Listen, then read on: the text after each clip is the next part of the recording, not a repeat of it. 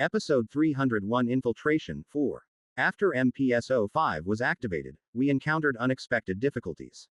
In order for this guy to safely attempt hacking, he must be physically connected to a computer with high privileges. It would be possible to hack the main body anywhere as long as there is a terminal, but this is not possible with the mini screamer, which is worse than the original. The problem occurred elsewhere. There were too many surveillance cameras in the hallways of this battleship. Although I know that battleships have a high level of security, I have never seen cameras installed every few meters like this one. Because of that, I changed my plan slightly. The Mother of Heaven decided to stand by in the gun room where gunner number 15 was and move with MPS-05. Regardless of race, the situation room is where the computer with the highest authority within the ship is located. The same goes for this battleship, but it is impossible to get there without getting caught by someone. The clever abbreviations, unknown creature's fur, effect prevents it from being caught by general detection equipment or characteristic techniques. If you come face to face with a cult, of course you will get caught. Thanks to the mimicry organ, he appears to others as the 15th shooter, so he won't be caught outright, but it will still arouse suspicion. Of course, they would be surprised to see a single gunner coming in and out of the situation room. In any case, it was difficult to target the situation room, so the next best option was the Shield Management Center, which manages the outer walls and shields of the ship. This is because we had to stop by the Shield Management Center at least once to delete the records of damage to the shield that occurred during our infiltration and the damage to the protective wall protecting gun number 15. After waiting for the crew to fall asleep, MPS-05 and I took action. It took a lot of time to avoid the eyes of patrolling warriors, but we were able to arrive at our destination safely. While he was busy working at the unoccupied Shield Management Center, an unfamiliar visitor came in. One of the two goals to look for on this ship is a knowledge manager. Hey Keek. Save me. The female cultist, caught in the fighting arms, struggles. The high-handed atmosphere that occurred when people mistakenly thought I was gunner number 15 was nowhere to be seen. I didn't know you would come back on your own. I thought it would take at least a few days to capture the knowledge manager, but my prediction was wrong again. The knowledge manager also serves as the ship's chief engineer. It's also her job to look for errors in the ship's defense system. I came to check for errors in the protective wall that occurred while I was infiltrating. Ship. GI record. Copy. Be careful not to get caught. Worry. Invalidity. The guy who was hiding in the tool room came back out and continued his work. Then let me do my thing too. I looked down at the knowledge manager who was shaking. Currently, my parasite is receiving the strengthening effects of two unique characteristics at the same time: Great Infection and Shape Ruler, which is a sign of a strong enemy. The size itself has become much larger than the game, and its abilities have also greatly improved. Previously, it only attached to the infected person's brain and controlled it, but not anymore. Either it preys on the brain and the parasite takes over the brain's function, or you know what to do, right? I sent a strong will to the parasite crawling out of the inside of my hand. The eel-like parasite nodded and crossed over to the other hand, pointing at an unknown part of its head or body. Quote ? Quote. The knowledge manager is horrified by the sight of the parasite crawling up my arm. The cult's beautiful face is distorted into an ugly sight. She closed her mouth and tried to avoid the approaching black eel, but it was no use. This is because worm-like things came out of the parasite's body, strengthened by the Great Infection effect, and forced her mouth open. Town. In an instant, the parasite entered the cult woman's mouth and began its activity. The mouth quickly gnawed off part of the brain, and the torso ate the spinal cord. Her whole body was shaking, and after a few seconds, she fell limp as if she were dead. Get up. As soon as she heard my voice, she, who had been motionless, moved.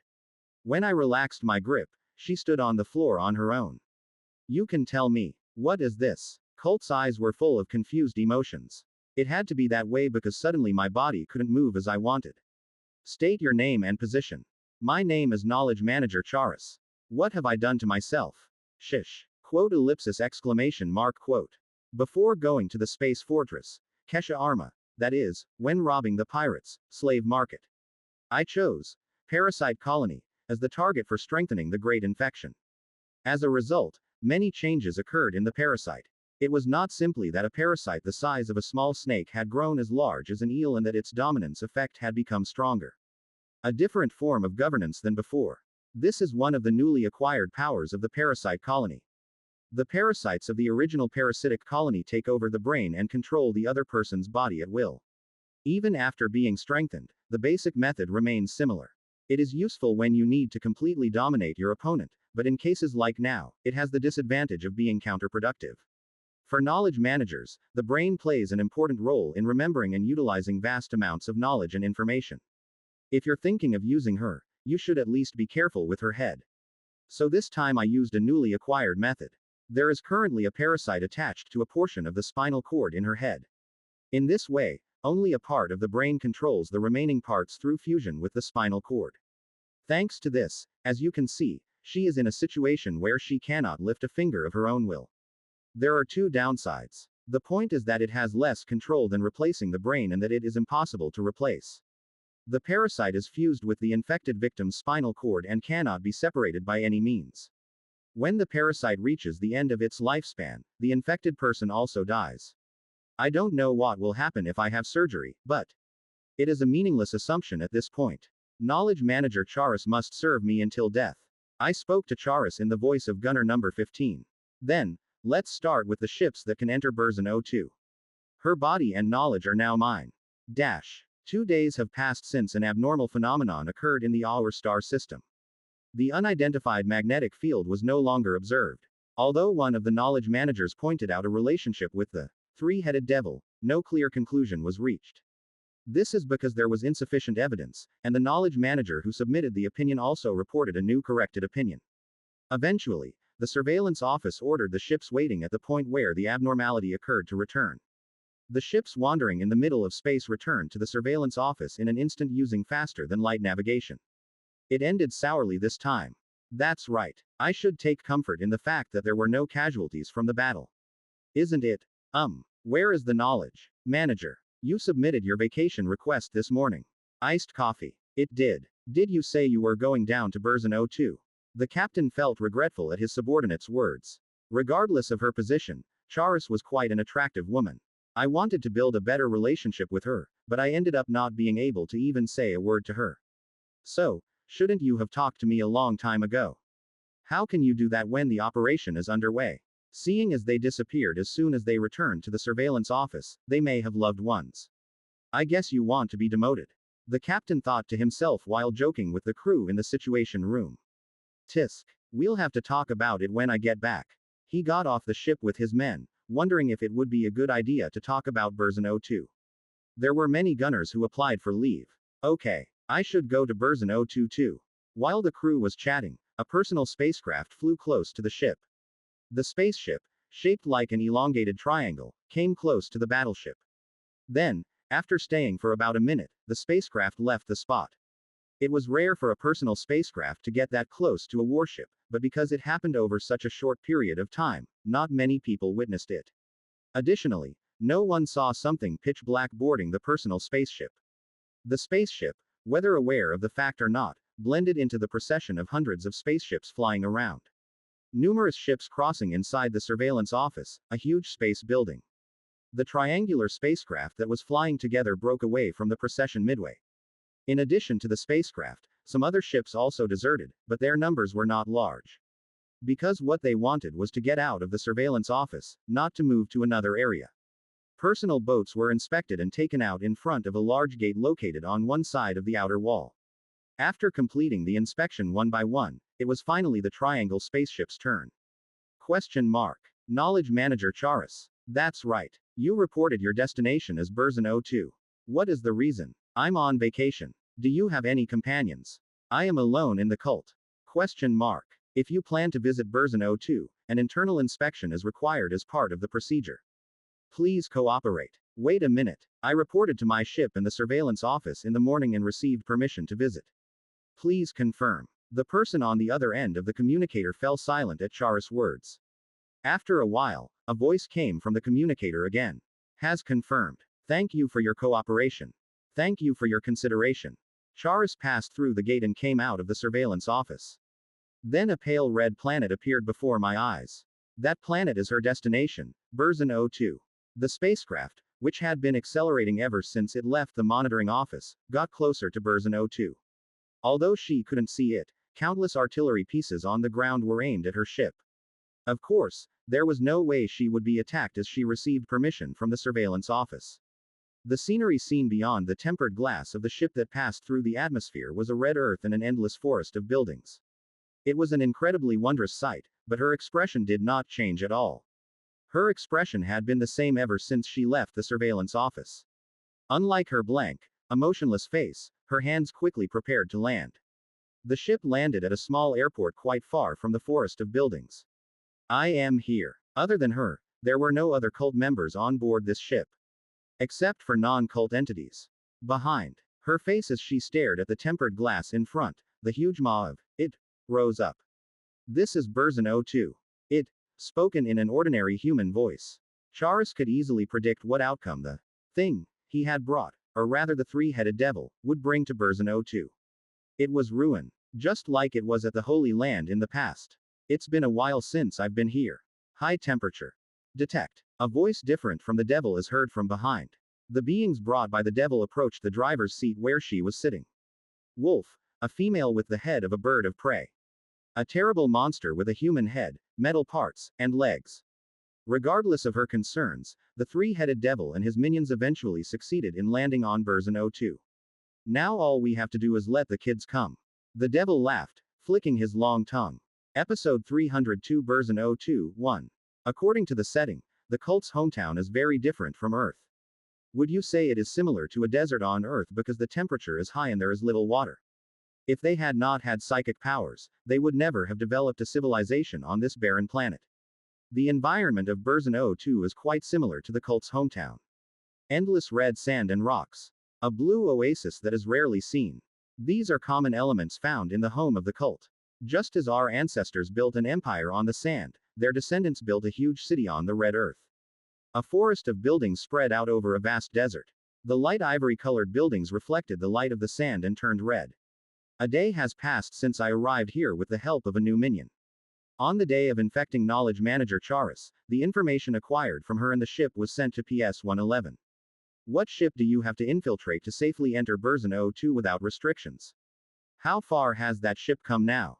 While we spent 2 days on the battleship, they secretly boarded a large cargo ship moving toward the Aur system. It was said that the boarding itself was not difficult because Adai, who could move the fastest among the group, carried PS-111 in number 26. Of course, it wasn't all smooth sailing. Because of the size of PS-111, it almost got caught on radar while boarding. The guy said that thanks to No 26's wit, he got through without getting caught. Anyway, the trade ship they are on arrives today. Right now, I'm waiting for them in the port area with Charis. I am here, said Charis, sitting in the cockpit of his personal spaceship. A large ship can be seen landing through the tempered glass on the front of the spacecraft.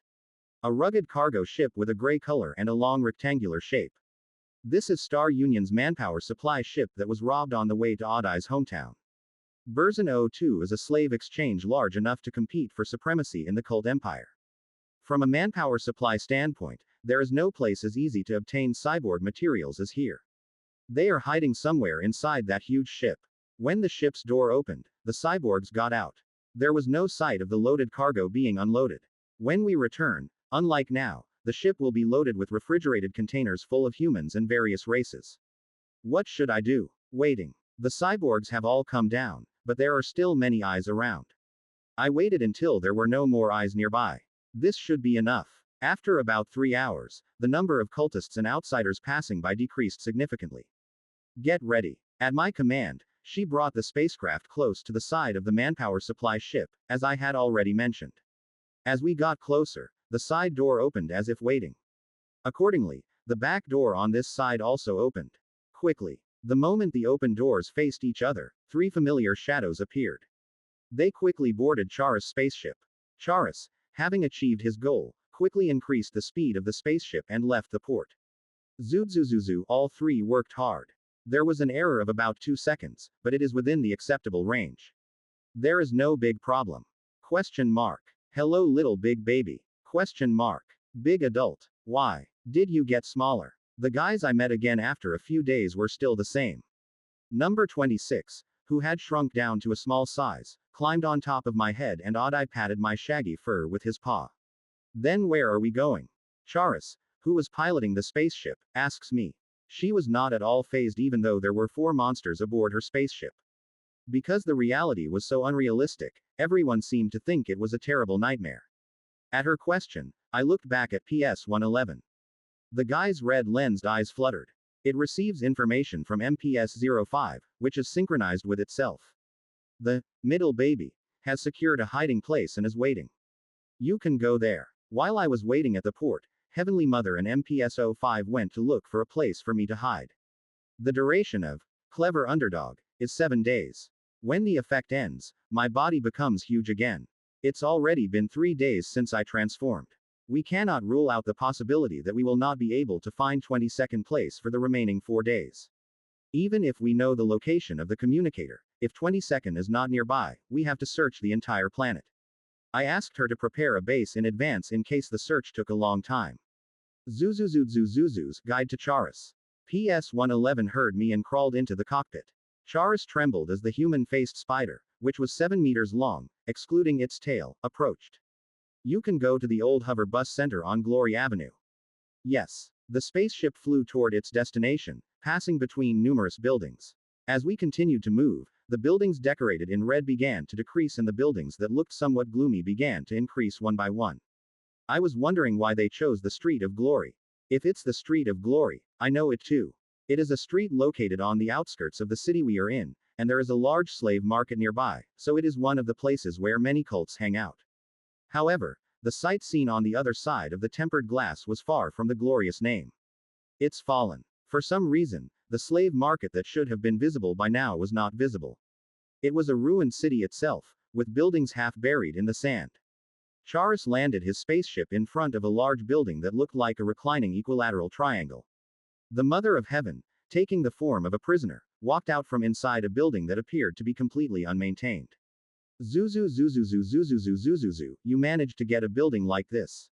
Question mark. Because it's a building like this, isn't it possible to get it cheaply?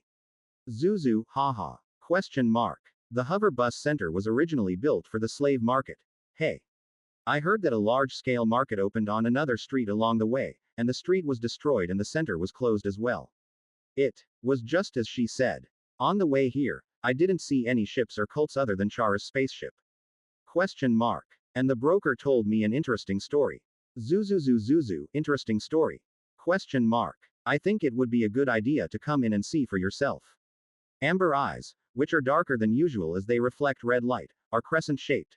Bentashi answered my question with a smile and led us inside. The inside of the hover bus center looked like a typical haunted house.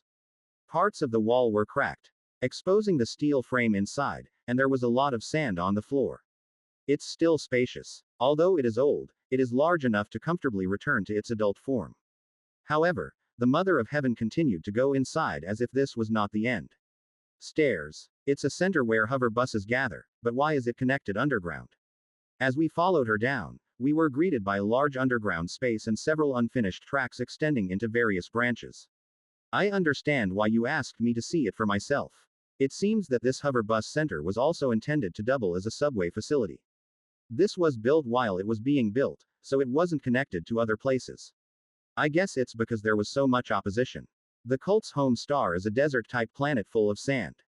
So I don't really like building things in the ground. Of course, as seen in the Space Fortress, if it is deemed necessary, something like a subway will be built, but this will not be the case in version 02. Besides, if you build something like this on a ruined street, no one will ride it. I looked around the under-construction subway station. It actually worked out well. This is a place to use as a hideout. It is advantageous that the tracks do not extend to other cities or streets. If necessary, I can drill more. And there's still more left. I'll explain from here. I am. Explanation. As they came in, PS-111, which encountered MPS-05 again, came to the front. As he operated the terminal in the corner, sparks flew from the ceiling of the underground common. A creaking mechanical sound was heard from beyond the cavity wall, and soon an image of a multi-meter-long sphere was output from an old camera mounted on the wall. This is version 02, right? On the image of version 02, colorful marks were floating sporadically. This is a map of the hover bus center scheduled to be installed in version 02 and the surrounding slave market. Question mark.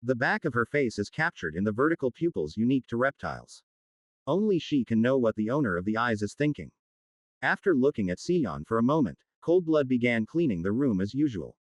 Episode 303 Burzin 022. A drawing room decorated with luxurious decorations. Several intelligent beings were sitting around a cult-style table with overlapping shapes. Most were human, but not all. A being with his entire body covered in a black reinforced suit that looks similar to a walker from Star Union, a male cult with yak horns. Members with various appearances were listening to a report from a human man holding a pad. Thanks to Captain Nern's connections, we were able to secure a new manpower supply route. We have recovered 67% of the losses incurred in Sax 01. Seon Eugene, a black-haired woman sitting at the head of the table, used her pad to check what her subordinate reported. Originally, she had no intention of coming to Burzin 02. After acquiring the artifact from Galligan's planet, she focused on interpreting another record left by Byungho. In the case of the already secured relic, Abyss Destroyer, it was possible to roughly infer what effect the weapon had. There were people who actually witnessed this weapon in operation, so it was easy to obtain it. The problem was the records of artifacts other than the Abyss Destroyer. It was revealed that it was a type of navigational chart, but it was impossible to confirm anything more. In addition, the practical problems she was experiencing also made it difficult to investigate the artifacts. This is because communication was lost from her subordinates who had been planted in Star Union's capital castle, Sax 01. According to intelligence obtained through other channels, the Grand Commander ordered a search for dangerous spies. Not just for Sax 01, but for all planets under Star Union jurisdiction. Because of this, she lost half of her forces. No matter how powerful a weapon is, it is impossible to operate if there is no force to support it. He had no choice but to postpone the investigation of the relics and decide to focus on restoring his forces. Originally, we planned to recruit mercenaries from Kesha Arma, but the space fortress, Kesha Arma, is occupied by pirates. A place where large-scale auctions were held periodically, it was a perfect place to obtain skilled mercenaries, valuable information, and the genes of rare creatures. In fact, it is said that the original visionary, Eugene, visited there several times before she died. In addition, there were rumors that many rare documents and navigation charts would be included in this auction. From her point of view, it was an extremely attractive option. However, what greets them as they fly near the space fortress is nothingness. Kesha Arma, who was fine until the auction was held, disappeared completely. Even she, who had gone through all the hardships before birth, never imagined that the space fortress would disappear in an instant. What's worse, did she think that Akira Yujin knew her destination in advance and prepared a trap? Thus, the plan to save the mercenaries and the sailing master ended in failure. The person who helped her as she was wondering what to do was the former captain of the Imperial carrier, Nern. He went to Burzin 02 and proposed the idea of finding the necessary manpower from the slave market. As a bonus, he even added that since his successor happened to be there, he could ask for help. So it's already been a month since I came here to Burzin 02. The supply and demand of manpower does not seem to be a big problem, but is equipment the problem? That can't be helped. There is talk of rearmament in Congress from time to time. It won't be easy to get weapons here. Nern, who cooperated with Seon in the name of revenge on the monster, continued to help even after coming to Burzin 02. Seon's butler Minsuk Yujin also dismissed him as a cultist before coming here, but now he has completely changed his attitude. I don't know what he was thinking on the inside, but on the outside he didn't show a particularly negative attitude towards Nern. While the meeting was in progress, a short message arrived on her pad. I will contact the innovation group and get the necessary supplies. They are against rearmament, so they might sell weapons. It was a message sent by Lila Chamberlain, a woman wearing a black life management suit. Innovation Group. Among the noble capitals, T and C Carmelda, to which Lila belongs, are two families that frequently interact with cults. If you use T and C's name, it won't be difficult to obtain weapons for the cult. The problem is that you can't do that. Currently, Layla is said to have gone missing when the T&C Special Trade Center collapsed. If she contacts the innovative group using the name of Noble Capital, the news will also be known to Megacorp. If Akira finds out, he will definitely do something. If you are pursued by the Megacorp CEO while your power is weakened, it will be difficult to escape. It's good to have contact with the innovators, but you can't use Lila. After continuing to think, she finally spoke. We will hold off on securing equipment until we have the appropriate manpower. And Captain Nern, I would like to meet your successor. Is it possible? Meeting itself is not difficult. However, it will be difficult to obtain weapons. What about opening another route through him? For example, the innovative group. I guess I'll have to meet him in person and ask him to find out. Then we will meet and decide what to do next. This concludes the meeting. The path she chose was holding back. It's a much busier street than expected, isn't it? I know. It wasn't this scale in the game. Above is a transparent shield, and on both sides you can see neatly designed buildings modeled after shapes. The floor below is covered with blocks made of a special material, so no matter who walks on it, no footprints are left behind. In an arcade-style street with an exotic atmosphere, many intelligent people were wandering around looking for something to do. In fact, although it was described as an arcade, it is nothing compared to the arcades that existed on Earth in terms of scale. Because the entire street was one building. This place, named Street of Light, is a type of biodome modeled after an arcade. It was built this way to block sandstorms and heat from the Red Desert and provide the best environment for visitors. Right now, I am walking along an old-fashioned street implemented with cutting-edge technology with Heavenly Mother. Thanks to the unknown organism's fur and mimetic organ, no one could see my true appearance. Beings that can sense pheromones will think of me as a cult gunner on the observatory's elite ship, and the cameras won't recognize me at all. If I didn't have these two characteristics, I wouldn't have thought of coming in the first place. Anyway, the reason I came here is because it turns out that the 22nd Ranker's communicator is in this area. Since it is impossible to confirm exactly which building it is in, you will have to look for it yourself from here. But was this originally a biodome? No. It's newly built. Although Gwangyang Street was famous for its equipment exchange, there was no facility like this. As that's so. Because you crashed the Imperial carrier here, 2 equipment manufacturing clans were ruined. I remember hearing her scolding. We invaded Burzon 02 just before an all-out war against the cult. At the time, Burzon 02 was a planet with a reputation for being impregnable, so it was not easy for even an adult to conquer it. So the method I chose was to take advantage of the enemy's attack methods. The defense line was breached by luring the Imperial carrier ships to the planet and colliding with them. The players guarding the planet also failed to respond properly, perhaps because they did not know that the Imperial carriers would crash. Many of them died in the aftermath of the conflict, and the rest were individually defeated by me. Because this is an important place for the Empire. If you don't organize it in advance, it will be a pain in the ass. Well, that's true. Because it is a prosperous planet that is ranked among the top 5 in the Empire. Sometimes the High Priest comes too. As far as I know, your base is not here, but you know better than I thought, right? The clan that made my equipment was based here. Until it disappears because of you. Tisk. I have nothing to say. I heard that there were more than one ranker who suffered great losses due to the collapse of Burzon 02. It seems that Heavenly Mother was one of them. She and I chatted about various things and entered the area where slaves were mainly traded. Even though it was a slave market, the surrounding scenery did not change much.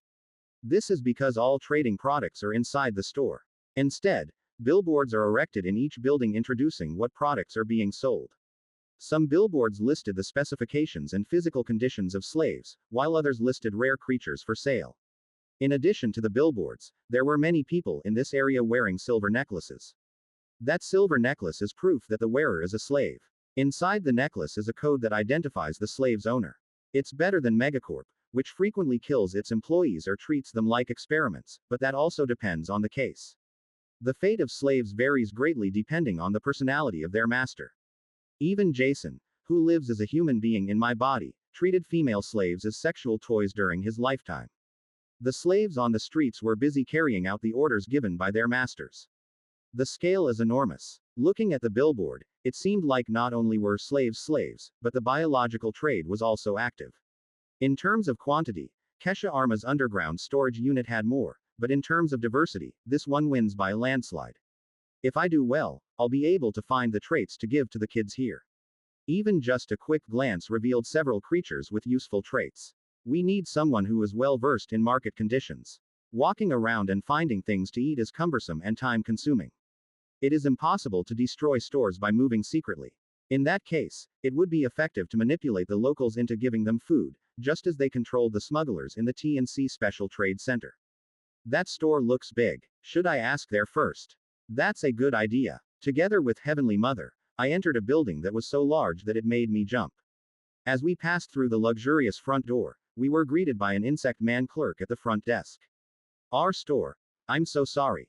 He, wearing a silver necklace, sneezed briefly while trying to greet me. This may be because they were stimulated by pheromones emitted from the mimicry organ. Of course, since Insect Man is also a creature affected by pheromones, he cannot escape the effects of the mimicry organ. His organs will recognize me as a gunner on a cult battleship. The clerk touched his antennae in embarrassment and said hello again. Welcome to our store. Is there something you want? I want to learn about cold blood. Please wait a moment. As I was waiting for the Insect Man clerk to look over the slave list, someone approached the desk. There. Fewenbay.com. Huh, I thought the clerk had something to do, but no. A leopard-headed wolf wearing a suit-like suit spoke to me. How much is that slave worth? Slave. What do you mean? The female next to me. Looking at you naked. I think you're a slave. Aren't you here to sell?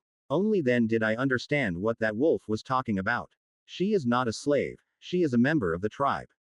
It's not for sale. That's funny. Primitives are coming to Burzin 02. Naked too. Don't lie to someone who uses you as a porter. Wolf extended his finger and pointed to the backpack that the Heavenly Mother was wearing. Meanwhile, Sky's mother belatedly realized that the leopard-headed wolf had treated her as a slave. Without saying a word, she tried to take out the javelin from her backpack. Wait. Question mark. Ellipsis. Question mark. She paused after hearing what I said. Is it because I was insulted in a completely unexpected situation? The hairs all over her body stood up. This is the first time I've seen him so angry since he condemned Muriel. I won't tell you twice. She is my friend, not my slave. I don't sell it to anyone. My master is willing to pay a price you cannot imagine.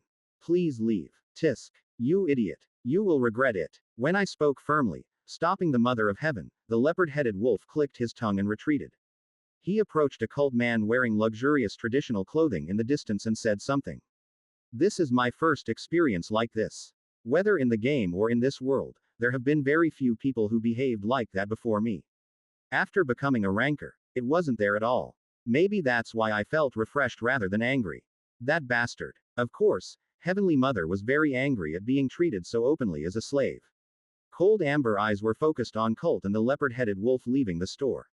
If I hadn't stopped him, the leopard-headed wolf would have had a hole in his head. At that time, Insect Man handed me a small pad. You can check Cold Blood's transaction status through this. Thank you. I looked through the list of Cold Blood slaves the clerk gave me. It's less than I thought.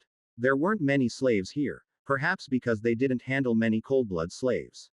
At the back of the list, the transaction status of which slaves were sold was organized, and when I looked at it, the number of transactions itself was small. After checking everything, I handed the pad over to Heavenly Mother. After trying to control her anger, she quickly checked the list on the pad. It's not here. Are you sure? Huh. He's much smaller than a regular Coldblood. You may have grown up by now, but you will still be short. She also checked the names and personal information written on the transaction status, but eventually shook her head.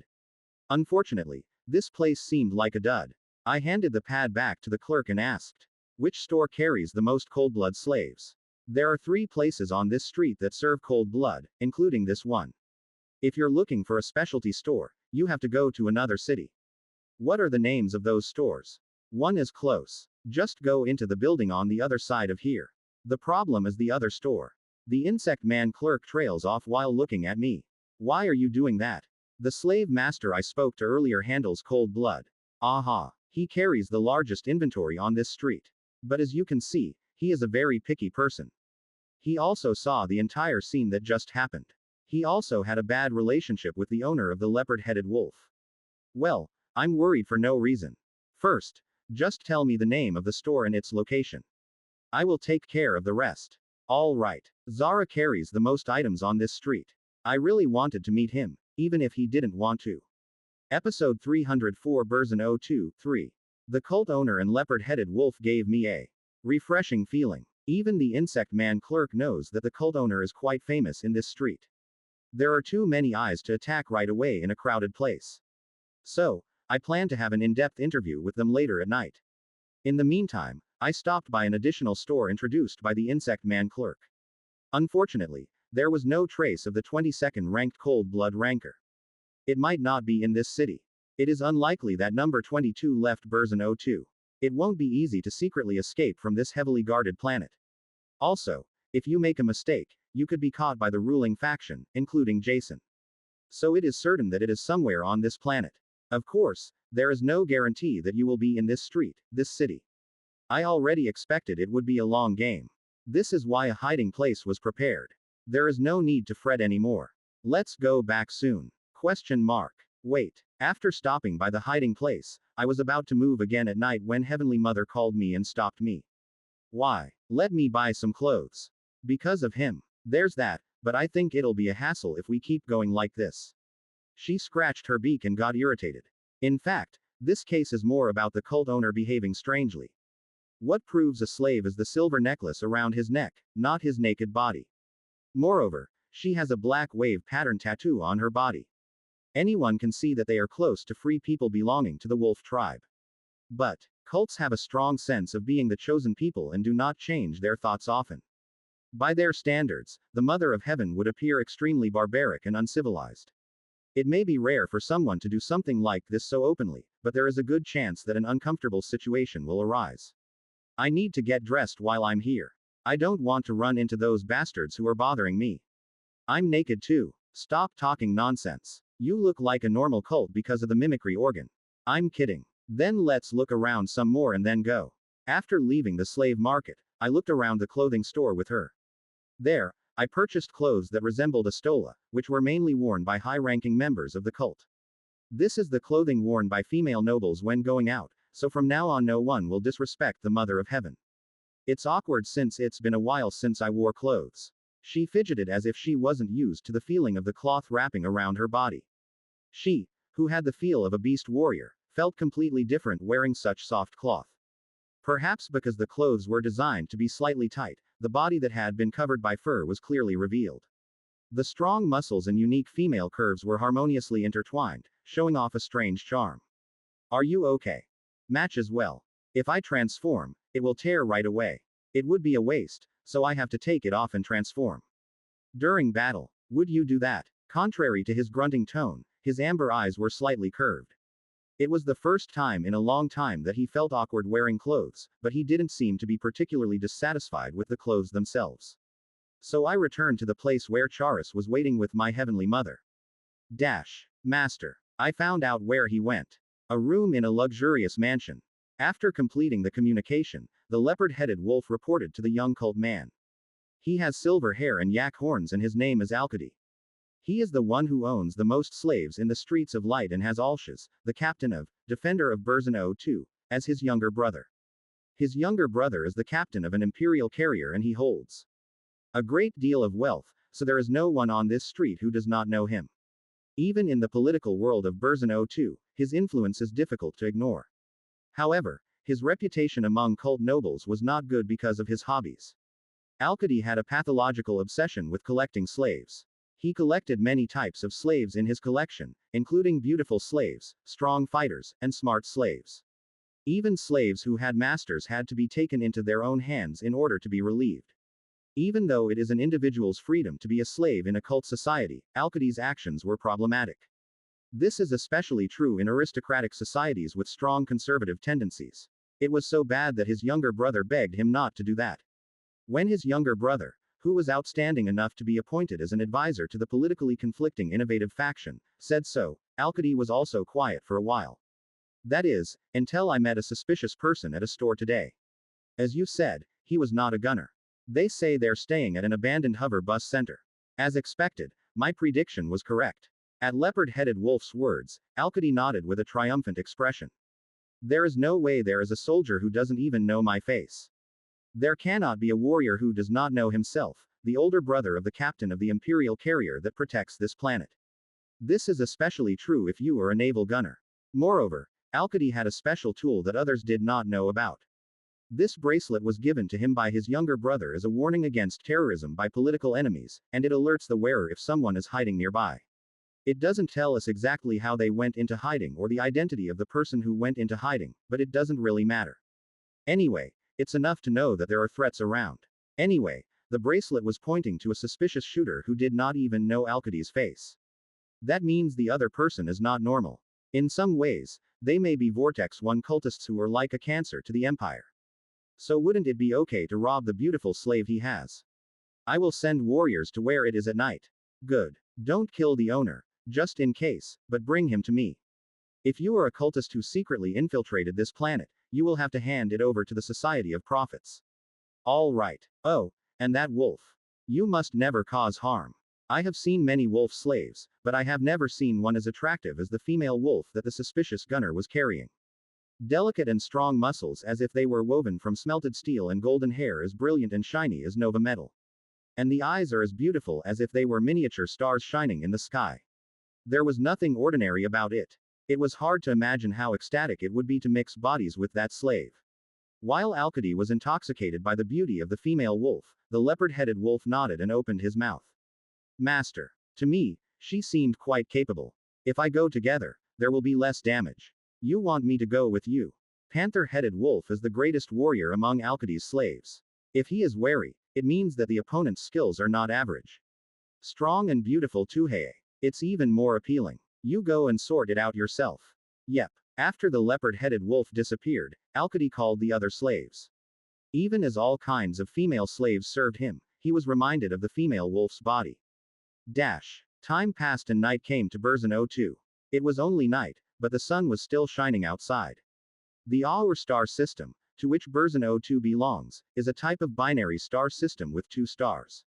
So, you can see a total of 2 suns in Burzin 02. Of course, it is rare to see 2 suns at the same time because the orbits of the 2 stars are different.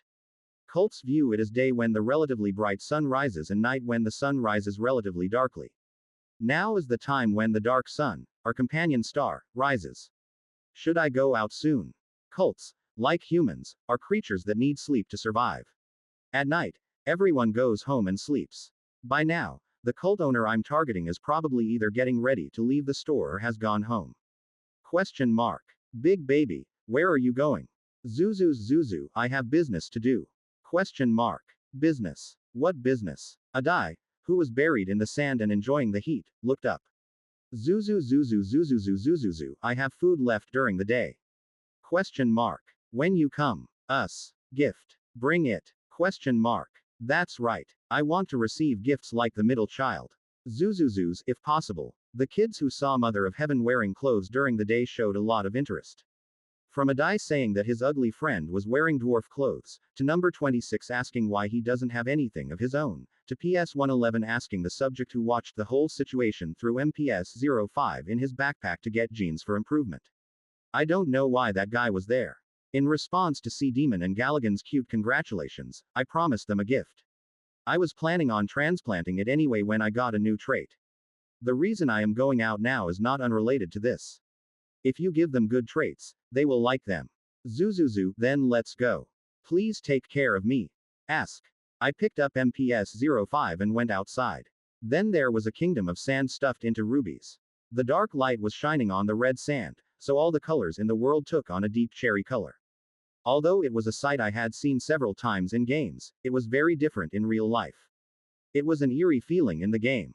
There were some players who didn't like it because the world was filled with red at night. But the world that now unfolded before me was extremely beautiful and majestic, despite its eeriness. Ruinous beauty. That was the night of Burzin 02. I ran through a street filled with only red sand. The hiding place quickly disappeared, and all around me were buildings buried in sand. While the 4 legs worked hard, the auxiliary organ under the chin diligently checked to see if there was any sign of movement in the building.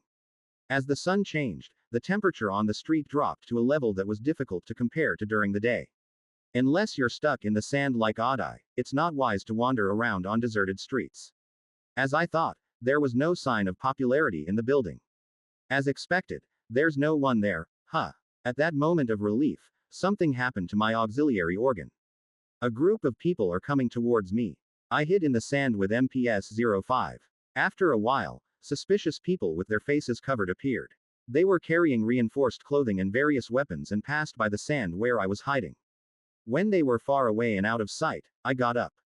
There's no way I wouldn't recognize them just because their faces were covered. The leader among them was the leopard-headed wolf I had met during the day. They were heading to my hideout. It was clear what the heavily armed slaves were aiming for. Their master did not give up on his heavenly mother. Are you going to come out like this? It felt fresh once or twice. I feel bad seeing what they are doing now. No, it's very unpleasant. Zuzu zuzu zuzu zuzu zuzu, tell the kids that the food is going. Confirm. Enemy. Check. Zuzu zuzu zuzu zuzu zuzu zuzu zuzu zuzu zuzu, save one guy. I need to know where. Their owner is one guy. Keep me alive. I commanded PS 111 through MPS 05 and ran toward the streets of Gwangyang again. There is no need to go back here. Those who went to the hideout now will be wiped out by the kids. I just need to hear where their owner is and move immediately. I wonder how great of a guy he is that he does this. It's been a long time since someone made me feel this uncomfortable. Is it really possible for me to look like this even after seeing myself in person? How dare you behave like this to me even though you have parasites stuck in your head? Before the day is over, he will pay for his actions. Episode 305 Burzon 02-4. No movement detected inside. Undetected. There must be at least two. It does not properly detect if there is a jamming device inside. Did you check with energy detection mode? First of all, a trace amount of psychic power is detected underground, but it is not certain. Building in front of the hover bus center. 12 people wearing high-level reinforced clothing from Megacorp Mountain were having a suspicious conversation. It's a jamming device. I thought it was suspicious, but it was still that way. Could it be that they are cultists? Even if you are not a cultist, you must make yourself a cultist. That way you can rob slaves. In the Empire, Vortex 1 cultists are subject to severe punishment regardless of status. Even if you are a member of the Deer Antler cult, if you are found to be a cultist, you will be deprived of all rights and punished by having your antlers cut off. Of course, property is also confiscated. And leopard-headed wolf would often carry out these illegal activities for his master Alkady. Being falsely accused of being a cult member by another cult is a serious crime, even worse than cult activity, but he has never been caught so far. This was partly because of Alkady's power, but also because he was resourceful. For example, he never uses cult-style equipment when doing illegal things. Among the equipment produced by Megacorp Star Union, only those that are commonly used are selected for use. This is to pretend that visitors from outside have caused the problem.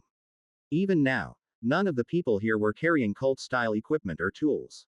The reinforced clothing and weapons worn were made by Megacorp, and the communication and detection equipment were made by Star Union. Everyone activate stealth mode. Check. Check communication status. Communication status is good. When Wolf the Leopard Head and his subordinates pressed the button on the pad of the armored suit, their bodies slowly disappeared. 9 out of 12 red shadows moved toward the hover bus center. The remaining 3 waited in the building for sniping and support. The 9 slaves entered the hover bus center after carefully examining its interior. The inside of the center was filled with only sand. Looking at the sand piled up on the floor and the cracked walls due to lack of maintenance, it never occurred to me that anyone would live here. If it weren't for the footprints on the floor, I would have thought I had come to the wrong house. I'm sure these footprints Wolf is here. The leopard-headed wolf, who came face to face with the female wolf, quickly found traces of his target. Oh, but what are these traces? Other than the cult and wolf footprints, other traces were also noticeable. There were traces here and there that were hard to see, such as traces that looked like a round object had dragged a body across the area, and footprints left by something that looked like a small spider. These look like animal tracks. It could be an animal that escaped from the market. You never know when something might pop up, so don't. Separate from each other. Other slaves gathered as leopard-headed wolf spoke. After checking on his colleagues, he realized something was wrong. 8. There are 9 people who came here, including him. But there were only 8 people here, including him. The others also noticed that their colleague was missing and became confused. I was behind the bar until just now. Leopard-headed wolf hurriedly attempted to communicate, but did not receive the call. We contacted the 2 people in support roles at the rear, but they also said they did not see anyone leaving the building. There's no way he could have been defeated in such a short period of time. Where was he when I last saw him? It was over there. As the slave pointed out, they approached the mountain of sand piled up in the corner. Even though it was indoors, a Gauss rifle was lying in front of a mountain of sand. Any other traces? Leopard-headed wolf discovered strange traces while picking up his subordinate's dropped gun. It was a large scratch in the sand. Then they heard the sound of sand pouring from behind them. All 8 heads turned in unison. There was a dragon in the red sand. A huge snake reminiscent of a red worm, a carnivorous earthworm that lives somewhere in the desert, raised its head. A dragon with lighter pink skin than red worm. The leopard-headed wolf, facing its numerous eyes, had a hunch. I need to run away right now. The moment his foot hit the ground, countless snake heads popped out of the sand. Slaves who failed to react in time were caught by the snake. There was no screaming. Before the slaves could utter a sound, the snake dragged them into the sand. Just by looking at the bright red liquid soaking the sand, it was easy to imagine what kind of fate the slaves met. While 5 people were covered in blood, 3 people, including the leopard-headed wolf, left the scene. The 2 ran inside, and the leopard-headed wolf ran outside. Sniper. Respond. Even when I yelled at the communicator, there was no answer. Instead, I heard another sound overhead. The ominous sound of flapping wings was heard from the bright red sky. Sometimes close and sometimes far away. Even when I looked up and checked, the owner of the wing was not visible. At that moment, a loud sound of leather exploding was heard in the sand in front of the building. Something had fallen from the sky. Leopard-headed wolf, who checked the fallen object, fell silent in shock. Quote exclamation mark quote. Now I know why the snipers failed to respond. The identity of the object that crashed on the sand was one of the snipers hiding in the building. Thanks to the reinforced clothing, the body itself was in good shape. Because of this, he had to see the strange shape of the corpse clearly with his own eyes. The dead sniper had lost all blood and moisture from his body and was completely mummified. Shit. I knew it as soon as I saw it. The building is wrong. He gave strength to his trembling legs and ran. We must return to the owner immediately and let him know how dangerous something is lurking here. His master is a man with enough power to summon a cult army. We will be able to purify the hover bus center taken over by monsters. But there was one thing he was mistaken about. Now that he has entered the territory of monsters, his life is no longer his. They never lose sight of their prey. Quote exclamation mark quote. And one of the ruins, new owners intercepted the intruder. Wolf holds a golden spear that shines vividly under the red sky. On top of its head, which resembles a white bird of prey, are black horns reminiscent of helmets worn by warriors. Underneath was a strong body that seemed as if it were made of melted gold. I definitely met her during the day. However, Wolf, standing firmly on the sand holding a javelin, felt completely different. Leopard-headed Wolf didn't hesitate and aimed his Gauss rifle at her. The moment his finger pulled the trigger, she ducked. A tungsten bullet narrowly passed over her head. Did you avoid it? Currently, he is wearing a reinforced suit with the cloaking function activated. Unless that wolf has a special detection device, you can't see him. The battle has already begun. While he was worrying, the other person quickly closed the distance. The second bullet leaves the gun barrel, aiming for the enemy's chest. The distance between him and the enemy is not very long. It is impossible to avoid bullets fired from such close quarters. The enemy's hand holding the short spear moves like lightning. A golden thunderbolt cuts through the flying bullets. The bullet, split in half, passed her and lodged in the sand. What? He opened his mouth wide at the sight he couldn't believe. The javelin with the bullet in it was aimed at his neck. He hurriedly raised his Gauss rifle and tried to block it, but his opponent was overwhelmingly faster. Hu. A thin stream of blood splashed onto the sand. A small hole appeared in the throat protected by the reinforced suit. Leopard-headed Wolf threw down his gun and plugged the hole, but it was not enough. His life drained away quickly like water over a collapsed dam. What are you looking at me? A female that was sold. Had she lived as a slave for so long that she had even forgotten her primal instincts? Faced with angry amber eyes, the leopard-headed wolf recalled a legend he had heard from his people when he was very young. The story of the fall of great gods. The person in front of him is not a slave. It was the goddess of the hunt. Crazy. Why did you come this way? Shit. The 2 slaves who had planned to run across the center to the opposite exit soon regretted their decision. This was because all the doors were blocked by sand and debris. The only open space was the road leading underground. Since there was no other way, the 2 had no choice but to go down the stairs leading to the basement. Unlike the upstairs, the lights were on downstairs. Irregularly blinking lights illuminated the exposed steel frame and wires on the ceiling and walls. The 2 slaves were very nervous because the atmosphere was quite eerie. The thought that I had made a series of wrong choices crossed my mind, but it was already too late. They continued walking with their guns pointed forward. At the end of the stairs was a very large cavity. As I was making it, I saw that there were several passages connected to the underground cavity. There are many roads. What do we do? First, continue to the right. Then both of them closed their mouths at the same time. This is because I heard a sound in the darkness that encroached on the cavity. Clatter, rattle, rattle, rattle. It was the sound of metal clashing regularly. Quote ellipsis dot quote. The slaves pressed the button on the pad on their wrists with trembling hands. They switched the vision of their helmets to thermal imaging mode and turned their heads in the direction of the sound. Their third mistake was seeing with their own eyes something lurking in the gray world. Crouching in the middle of the cavity was a spider of overwhelming size. It responded to the slave's short scream. The head of the human woman on top of the spider's body turned 180 degrees to face them. 2. Its eyes, as cold as a camera lens, moved like a machine and scanned the outsider. I will remove one. The spider that was staying in the cavity woke up. It didn't take long for the screaming coming from down the stairs to stop. Dash. Zuzu Zuzu Zuzu Zuzu Zuzu. Huge mansion at the end of the street. Mansion. As expected, the slaves sent by the cult master were quickly cleared out. PS 111, who obtained information from the only remaining survivor, told me where their owner was through MPS 05. I was on top of the building, picked up MPS 05 and moved towards the mansion where the cult owner was staying. When you become a clever underdog, not only your body size but also your weight decreases considerably. Add to that the stealth maneuver effect that I had previously acquired in Oddai's hometown, and the sound of footsteps almost disappeared. Even though I ran around the building on 4 legs, waving my long tail, no one below noticed me. Even if they saw me, they would see me as a cult soldier standing on top of a building, clutching something in his hand. As we went further into the slave market, a wall larger than the building began to appear in the distance. It looks like it's over there. As I got closer, I saw that the mansion was semi-fortified. Cameras and various detection devices were attached to the wall, and Star Union storm guns were on watch. But it's of no use to me. He put all his strength into his 4 legs and strongly kicked the roof of the building. My body flew quickly like a cannonball fired from a naval gun and passed over the wall. As you climb over the wall, you see an armed guard at your feet. Seeing that he was wearing a poncho with an inverted triangle and diamond overlapping over a suit-shaped armored suit, he seemed to be from a cult warrior group. He was on patrol and didn't notice me jumping over the fence.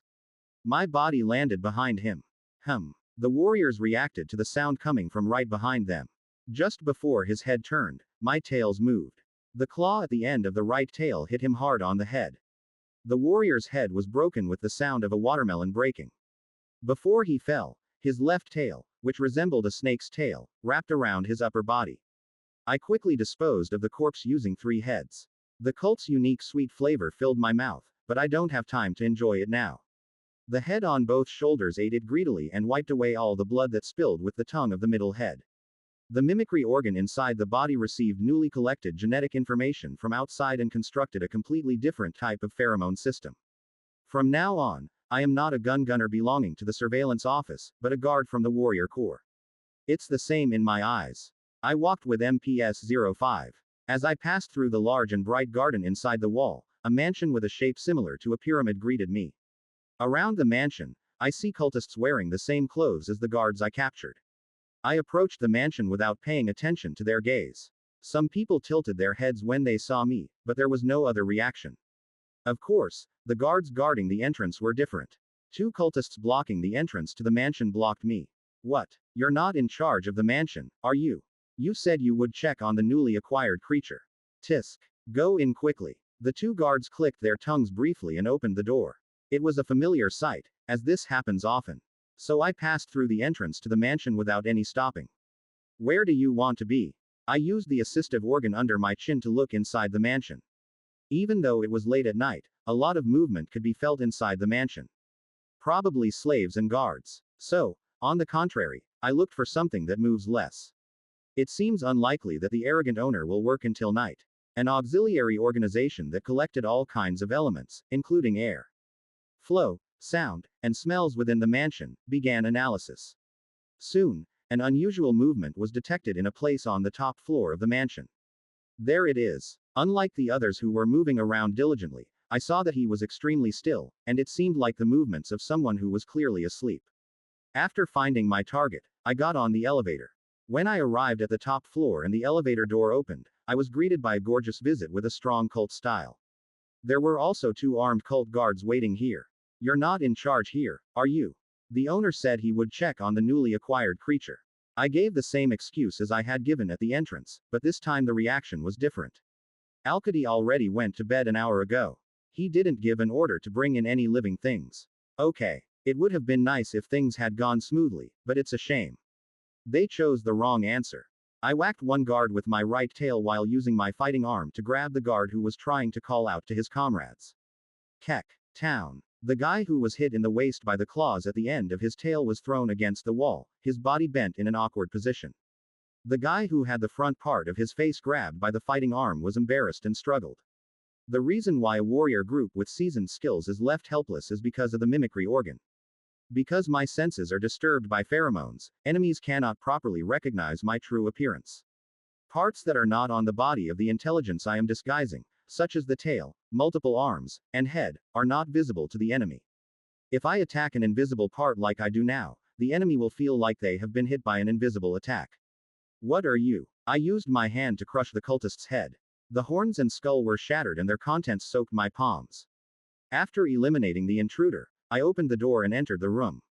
The culprit who was bothering me was sleeping peacefully, completely unaware of what was happening outside. I put down MPS-05 and climbed onto the brightly decorated bed. Then he sensed someone and opened his eyes. When he saw me, his eyes widened greatly. I quickly stretched out my fighting arms and grabbed his head. Quote ellipsis exclamation mark quote. The cult seems confused as to why the warriors are here and why their bodies are not moving. I disarmed the mimicry organ and brought my snout closer to him. I heard you are willing to pay an unimaginable price. Quote question mark exclamation mark quote. The guy's body is shaking. Was it regret for what he had done, or was it the kind of fear that someone who saw a monster in the comfort of his bedroom would have? Actually, it doesn't matter what he thinks. What matters is how much value he can pay. He will give me everything he has. Regardless of whether you want it or not. Episode 306 Traces 1. I'm sorry for asking you to meet me when you were busy. Haha. No, seniors. In an office with a stiff atmosphere, 2 cult members are sitting across a desk. They both had yak horns on their heads, but other than that they had no other resemblance. The male cult member, who looked almost middle-aged, was unusually wearing the uniform of the Megacorp Crisis Management Team. On the other hand, the female cultist sitting in front of the office desk wore a cult-style purple military uniform. I should have contacted you sooner. As the accommodation I provided okay. The accommodations in the water fortress. I heard it was good for a long time, but it was beyond my imagination. It is not a waste to treat you and those who saved you at the Imperial Palace. It was such an undeserved kindness that it made me question whether I could accept it. Thank you so much. Alshes. Seniors. Lift your head up. A cult member wearing a Megacorp uniform bowed his head politely. Then the female cultist, Alshes, waved his hands as if he was embarrassed. When Senior Nern contacted me, I offered a prayer of thanks to the Great Providence for giving me the opportunity to repay the favor I received from my senior. Alshes. So please raise your head. At her dissuasion, Nern had no choice but to raise his head. Well-maintained silver hair and a face with mature beauty and elegance. Nern faced the face of his junior, who was much younger than him, and recalled the past. A long time ago, Nern and Alsheth served on the same ship. At the time, Alshes could not properly adapt to ship life. It's probably because he boarded a ship at a particularly young age. She wouldn't be here if Nern hadn't saved her several times from the threat of Outspacer. That crybaby is now the captain of the Imperial carrier. The cult that shed tears every time a battle ended is no longer here. Nern glanced at the badge on Alsh's right chest. An emblem with a small circle within a gold diamond. Nern received a badge that looked exactly like that when he became the captain of the Judge of Damos 08, 10 years ago. When did an unreliable subordinate grow up to become the commander of the Imperial carrier, defender of Burzin 02, that protects this planet? In fact, he knows that several years have already passed since she became captain. Still, I couldn't let go of the feeling that time was passing so quickly. Anyway, are you really not going to come back? Now the Empire is in chaos. It's time to need a hero like you. Didn't I tell you? I have no intention of going back before I complete my revenge. Are you talking about the three-headed devil? I know this because I have seen the records. Subjugation is impossible without cooperation with the Empire. As soon as the words, three-headed devil, came out of Alcius's mouth, Nern felt his body suddenly stiffen. This is because the fear from when I faced that monster still lingered in my body. You would know. The Empire cannot afford to use its power to catch that monster. Even if it were there, that council would probably oppose it. If I help you, then if you are kicked out of the Innovation faction, that will be the end of the Empire. Quote ellipsis dot quote. They are humans. It is true that they are a weak and primitive race. But they are the only key to helping me get revenge. Seon Eugene, the owner of the group that currently houses Nern, can use an artifact with great power. It's unclear why she can use it, but it doesn't matter anyway. She would be able to kill even a three-headed demon with the relic she possesses. Is it because of that artifact? Okay. You heard it, so you remember it. Thanks to you, my senior and I survived, so of course I remember. I never thought someone who could use that scary artifact would appear again. I didn't expect it at all. Alcius was also on the ship when the artifact was activated. However, because she was hospitalized, she was unable to see the artifact in action. By the time she heard about the artifact, Nern had already hidden it on a planet.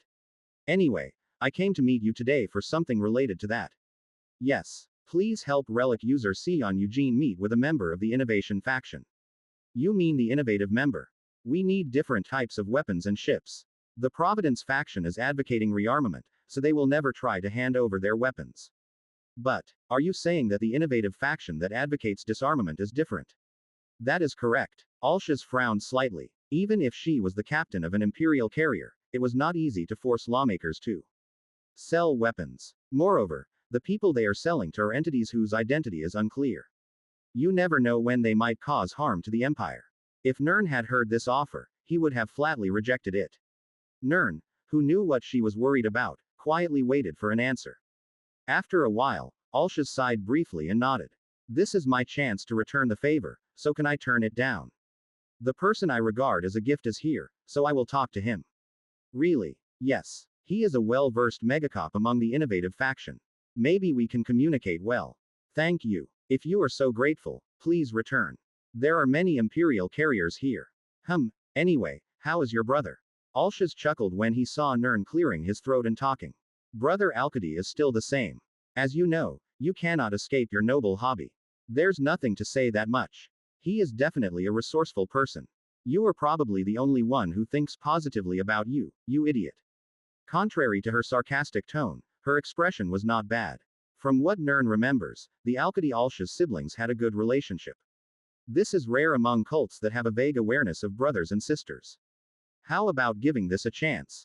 If it were your recommendation, it wouldn't be difficult to become a counselor to the governor, right? It's hard to give up a crappy hobby. Congressmen will oppose it. Tisk. Why are there so many people, including those of the Providence faction, who are so obsessed with slavery? Are you talking about the missing youngest priest? I heard that all the slaves have disappeared. The important story was over, but Nern did not leave. They met for the first time in a long time and talked about various events that had occurred recently. A water fortress. I swallowed the delicious piece of meat and thought about what I had seen during the day. Last night, I broke into Alcady's mansion and planted parasites on him. He is quite famous on this planet. So, instead of using the normal mode, I decided to control it in a way that mainly controls the body, just like Charis. There were two main things I asked of the cult with the most slaves on the streets of Light. Information and products. First, I asked him for a ledger listing all the slaves he had ever sold. He refused, saying he could never give me that even though I was right in front of him. He said he couldn't hand it over because it was his bottom line. Of course, his refusal did not mean much in a situation where parasites had taken over part of his brain and spine. After inflicting pain on the bastard, I gave the order again. Please bring the ledger. It was only after he had expelled all the contents of his stomach that he listened to me. After receiving a small data chip from him, I then asked about the creatures he had. If Alcady had only sold slaves, he would never have achieved as much wealth as he does now. As expected, he had many creatures for sale or collection. I didn't know there were Apex-class rare creatures. Of course, he told me to bring them too. Send it secretly to the place where I am hiding. After being hit hard once, he obeyed my orders. Alcides swore to me that he would never let anyone else catch it. That's the end of the matter. After leaving it to the guy to clean up after me, I returned to the hideout. As soon as I got back, I called PS-111. The guy was analyzing the reinforced suit brought by the enemy in order to improve his metal body parts. I asked him to analyze Alcides' data chip after he was finished. I said it was okay to take it slow, but PS-111 went through all the massive amounts of records overnight. He selected only cold-blood slaves sold by Alcides and showed them to us through the hologram of the hover bus center. While going through the list, Heavenly Mother said one person was suspicious. The reason for doubt is that it has already been 10 years since she last saw number 22 in person. He was a young cold-blood when we met, so he should have grown up by now. Moreover, the 22nd ranked player is a target of the ruling faction, including Jason. It is highly likely that he hid his appearance under a completely different guise. Well, he seems certain. Anyway, Coldblood, estimated to be ranked 22nd, went to a new owner staying at the Water Fortress just 2 months ago. It's only been a few months, so I guess I'm still in the Water Fortress. The problem is that it's not easy to break through the Water Fortress. I thought as I chewed the food Alcides sent me. The Water Fortress is like the capital of this planet and is where the largest branch of the Society of Prophets is located. The level of defense is so high that it is difficult to compare it to this place. Also, if there is a player other than 22nd in version 02, there is a high probability that he will also be in the Water Fortress. The Water Fortress is the center of the planet's economy. If I were a cult player, I would definitely base myself there. No matter what, it's impossible to break through in 2 days. There are only a few days left for the clever underdog to last. In all likelihood, the transformation will wear off before you enter the Water Fortress.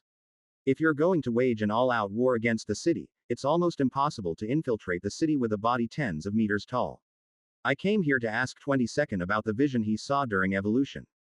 I'm not sure yet if he's hostile to me, but I can't turn the city into rubble. I'll have to spend my time here for at least 30 days. There is work to be done during that long period of time. Preparation for infiltration and question mark.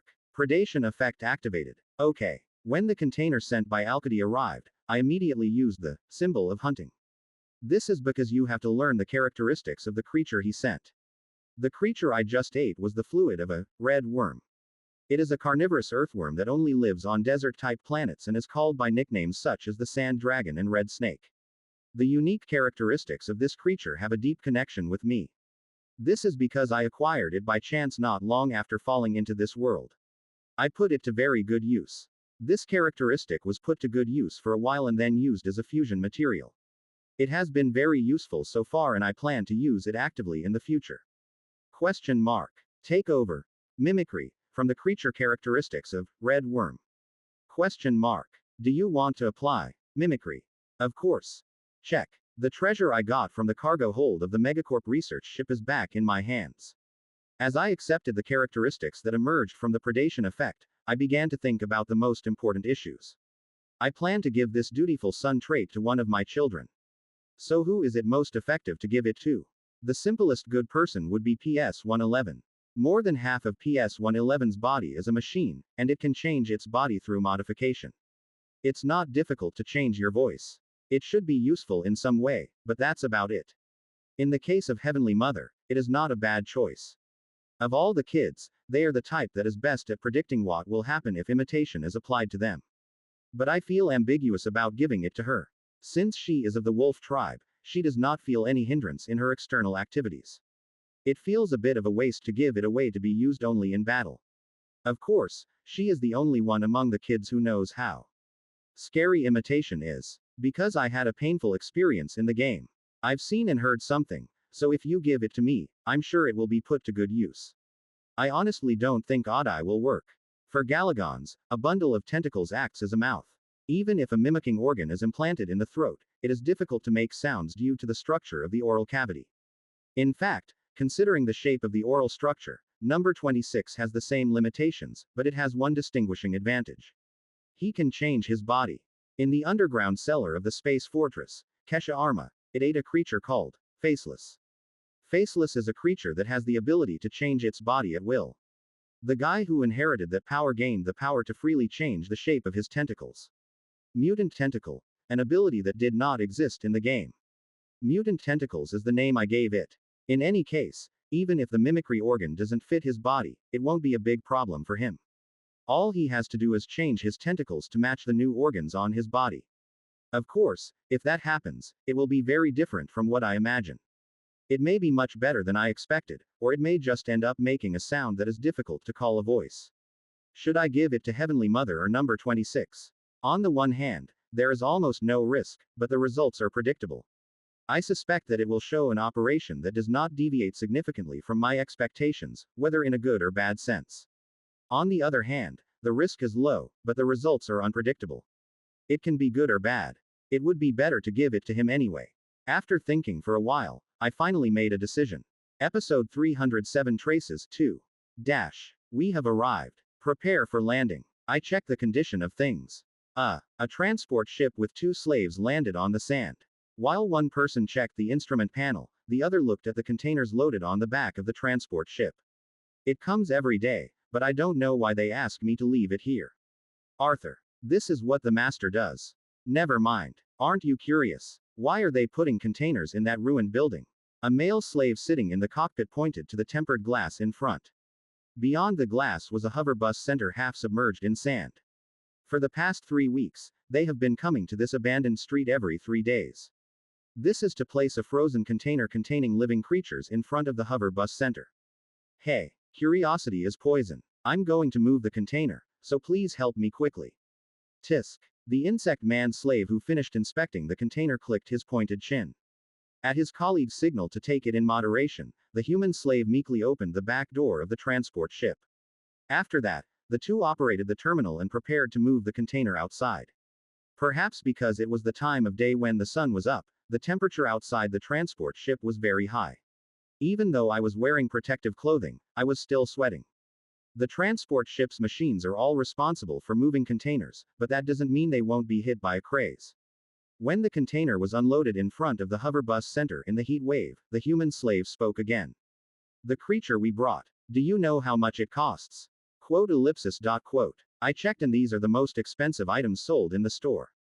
There are even animals that the owner raised rather than sold. So what happened? The man said as if he was frustrated with Insect Man's still grumbling attitude. Look. The day after tomorrow, there will be only containers left without any living creatures. Isn't it suspicious that they are throwing away that expensive animal? Just get to the point. Just the main point. I think the master is in collusion with a cult. Cult group. Insect Man tilted his head at the man's words. What bullshit. No really. I heard there's no trouble on other planets than here. Think about it. Why would someone as wealthy as you join a cult? You never know. Maybe he became wealthy thanks to their support. In return, we are giving away precious creatures. Crazy guy. The master's younger brother is the captain of the Imperial carrier. If you do something like that, you will be hit with a purifying ray right away. I don't know. My younger brother may have colluded as well. Insect Man was irritated by his colleague's endless delusions. The weather was so hot that I was dying, but hearing this nonsense made me angry. If you're that curious, go in and check it out. Really? Yes. You go in and hand over the items yourself. So far, they have only left the containers in front of the center and have never directly checked who receives them. This is because I told them to leave their belongings and return immediately. The man hesitated at Insect Man's words. When I actually went in, I was worried. If by any chance a cultist were to be inside, it would be a big problem. I might be captured by them and become a sacrifice in a bizarre ritual. If you don't do that, please shut up. I'll go in and come back. What? Wait here. Crazy. Hey. However, the man, whose curiosity was greater than his fear of the cult, did something unexpected. He left Insect Man outside and entered the center entrance. Even though it was broad daylight, the inside of the center was dark. Steel frames and pipes were clearly exposed on the walls and ceiling, and the floor was filled with sand brought in from outside. It was a typical site of a ruin that had not been managed at all. It was hard to imagine anyone living here. The goods have arrived. The man shouted loudly, wondering if there was someone there. His voice rang out against the walls inside the center. There was no answer back. Is it a halfway point? If you leave items here, it may be a structure where the recipients receive them at the appropriate time. If so, mercenaries hired by criminals would still be hiding and watching him. Are you really involved with criminals? In fact, he was not the adventurous type of person. Today, It was just curiosity that led him strangely. I have never experienced such unexpected behavior before. The man slowly walked back toward the entrance. That's when you prepare to jump to the transport ship as soon as you leave. I heard a sound in the dark. Have the items arrived? Hi. The man's entire body stiffened at the sudden sound of the voice. The cold sweat running down his back was not simply caused by the heat. As I was frozen in place, the voice came out again. Have the items arrived? Where did you hear that voice? I once heard that voice in the same tone twice in a row. There are slaves who do dirty work, such as terrorizing their master Alcides' competitors, and the voice of one of them was very similar. I remembered it clearly because, like him, I was a human slave. What? You were surprised. I'll answer when I'm inside. Sorry. The man felt relieved at the thought of someone he knew. It was clear that his master was plotting a new plot. They may have deliberately chosen such a remote location to store their items in order to avoid the attention of others. Have the items arrived? I put it in front of the center. Okay. After answering that I understood, the center fell silent again. No one came out with a different answer. There was no sign of presence, as if they were working deep inside. Looks like they're busy over there too. The man shouted again, wondering if he could still see his face. Hey, you must be very busy. Sorry. I'm even sorry. I wanted to take a look at your face. Sorry. The man had a strange feeling as he kept hearing apologies. As long as we are human, the tone of our voices and the way we speak change subtly every time we speak. But that wasn't the sound coming from inside. It was exactly the same as if it had been recorded on a machine and then played. You left something behind. Can't I check it? Okay. Quote ellipsis dot quote. That wasn't the only strange thing. It seemed like the conversation was continuing from before, but something wasn't right. I clearly knew this person, but the more I talked to him, the less I felt like I was talking to a person. Moreover, the location from which the voice was heard was strange. The owner of that voice he remembered wasn't very tall. At best, it would be similar to that. But the position where the voice was heard now was much higher than that. It still is. The author is speaking to him while standing at a height of at least 5 meters. Gulp, then I'll leave. Okay. Bye. This old center is not a duplex structure. Above the sand-covered ground, there is only a ceiling with a clearly exposed steel frame. So where does the owner of the voice speak? No. Is it really human at all? Now that I think about it, that slave. I heard that he died while carrying out a mission ordered by his master. When I remembered the memory I heard just 3 weeks ago, I came to my senses. His instincts, not his head, are yelling at him. This is a strange place. You shouldn't stay here any longer. He forced his cold legs and moved towards the entrance. The moment he went out of the entrance, a voice came from behind him. Have the items arrived? The man was unable to answer the fourth question, which was asked with the same tone of voice. He barely made it onto the transport ship. Sitting in the cockpit, he looked at the center in the blowing sand and made a decision. Let's forget about today. Let's not think about who owns the voice we heard at the center. After making that promise, strangely enough, I felt at ease. I felt like something that was constricting my head was disappearing. The moment the transport took off, the man felt that the inside of his ears were wet. It must be sweat. Even if you wanted to check anyway, it's impossible from here because of the protective clothing that covers your entire body. The man ignored it. After the transport ship left, huge pink tentacles crept out of the center's entrance. They wrapped around the container and dragged it inside. No one saw that scene. Question mark. Big baby. Saw. Did you see it? Zuzuzuzu, yes. You had a hard time. Did you do well? Good job. Have the items arrived? Zuzuzuzuzu, very good job. Well done. Okay. Number 26 beamed with joy at my praise. The colorful light coming from its body cleared away the darkness inside the center. At the same time, new, special tentacles were seen writhing on its body. A tentacle that looks completely different from the fins or regular tentacles on its body. Not only does it look different, but its structure is also much more complex than that of regular tentacles. Looking at its appearance, both the inside and outside of the tentacles have many long, thin hair-like protrusions. The protrusions moved constantly even when there was no wind, because the tentacles were closely connected to the creature's consciousness. If you actually look at the translucent body of this guy, you can see that the tentacles are connected deep inside the body. Good job. Grr. Okay. Water. Ha ha ha ha. Every time the protrusions shook and hit each other, a strange sound came out. Aside from the content, If you just listen to the sound itself, it sounds like a person speaking. Unlike regular tentacles, which are used for multiple purposes like hands, these tentacles exist for only one function. It's just imitating the human voice. Those tentacles are the part that was created when the mimicry trait was implanted into this guy. I didn't know there would be new tentacles. 3 weeks ago now, I transplanted the mimic trait to No. 26. Originally, I was planning to give it to Heavenly Mother, not him. This is because it was judged that it would be more stable than transplanting it to No. 26. But after hearing what I said, she refused. Currently, the number of times I can transfer characteristics to a colleague is limited to 2. It is said that the double helix monolith itself is related to the space monster type, so it may increase in the future, but not yet. That's why she said she wanted other qualities other than imitation. I asked for characteristics that match my style. Thanks to her giving up, the new master of mimicry became No. 26. After the trait was implanted, new tentacles that could produce sound were added to the animal's body. I thought the mutant tentacles, which can freely change their appearance, would inherit the function of mimicry, but it was an unexpected change. It was applied as a replacement for the existing regular tentacles. It was a pretty good result as I got mutant tentacles and mimic tentacles, so to speak, mimicking tentacles. Of course, this was not without its drawbacks. The mechanism is very different.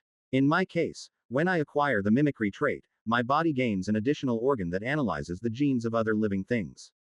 This organ sends information to the vocal organ in the neck, allowing the animal to imitate the creature's voice. However, number 26 did not have such an analysis agency. Even if it eats someone, it can't imitate their voice. The sound it makes is the result of the tentacle's projections recognizing and reconstructing the waves contained in the voice of the slave I captured. Therefore, at this point, he can only make sound if either I or PS-111 are next to him. It can be thought of as similar to recording voice with a machine and then synthesizing it. Besides, I'm not used to communicating with sounds. Sea demons do not communicate through vocalizations like humans do. They communicate through the light they emit from their bodies. Because it is a deep-sea creature, it evolved that way. As a result, he was not familiar with the concept of communicating with sounds. In order for him to use his mimicry tentacles properly, he needs to learn the sounds of the necessary words. Difficult. It's not going well. Zuzuzuzuzuzuzuzuzuzu. It'll be okay if you practice. Practice. Okay. Good job. Yes. The good news among the misfortunes is that he learns quite quickly. Because he was a special guy to begin with. It's only been 3 weeks since I started learning, but it's already like this. If you teach diligently, you will be able to imitate voices as well as I do. I must be busy. I also need confirmation of the newly transplanted gene. Number 26 is not the only one that has been implanted with new characteristics. Useful characteristics were also transplanted to Audai and PS-111. In addition to teaching number 26 to speak, we also need to teach him how to use his characteristics. Of course, before that, Zuzuzuzuzuzuzuzu, let's eat first. Okay. What kind of creature is it today? There are about 11 days left until the cooldown of organic evolution ends. I think I can make the most of the remaining time. Thank you for your valuable time. Elderly. Haha, Captain Alshaz is requesting a meeting. How could I refuse? A reception room with a bright atmosphere. 2 cult members and a human were sitting on luxurious chairs and having a conversation. Has the work of the Planetary Council been completed successfully? Fortunately, this governor is someone who can communicate well. It ended well and without any problems. That's a good thing. More than that, this person is. Hello, Mr. Kissos. This is the vision of Yu Jinga, a member of Megacorp Noble Capital. Seon, dressed in the uniform worn by cult nobles, stood up and bowed politely. The cult called Chizos also stood up and bowed accordingly. Nice to meet you. Eugene's vision. Kissos of the Monzon tribe. Are you familiar with cult-style etiquette? That's too much praise. I have had many encounters with cults, so I only learned from what I saw from the side. Monzon's etiquette is strict but amazing. Thank you for a good look. After hearing the visionary's humble answer, Chizos' eyes curved into a crescent moon shape. In fact, her familiarity with cult-style etiquette was due to past experience. She is the shadow of the Eugene family. There was a lot of blood on his hands, including quite a bit of the blood of cult nobles. Of course, unless you're an idiot, there's no way I'd say that here. Kiso sat back down and opened his mouth with an expression of interest. Okay. Eugene's vision. What did you want to meet me for today? I would like to make a deal with Mr. Kisos. It's a deal. It's an area I'm good at. Tell me in detail. Yes. I would like to purchase the cult's weapons and equipment. Kisos tilted his head at those words. If you're a member of the Eugene family, can't you get weapons from Megacorp? Why do you want to buy from me? I am building my personal power without Eugene's help. It's because I want to become self-reliant rather than relying solely on my family's reputation.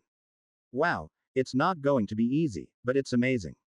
If Kisos invests in me, I will definitely repay you.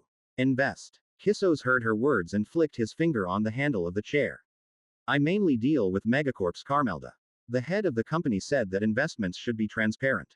That is correct. Then shouldn't we also tell you why you are buying slaves in Burzon 02?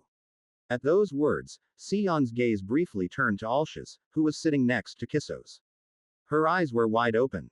Looking at it, it was clear that it was not Alsh's who had said this, but rather Kisos had independently investigated the vision. It's a shame, but the Empire's security hasn't been very good lately. No matter how much I advocate disarmament, this is a clear fact.